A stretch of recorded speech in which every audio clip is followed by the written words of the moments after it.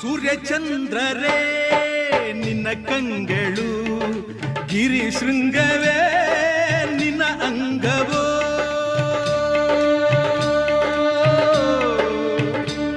ಓ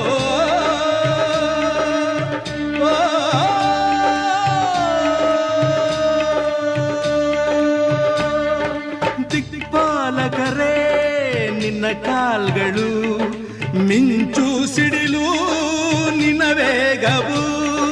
ಜೀವ ಜೀವದಲ್ಲಿ ಬೆರೆತು ಹೋದ, ಭಾವ ಭಾವದಲ್ಲಿ ಕರಗಿ ಹೋದ. ಜೀವಾಶ್ವ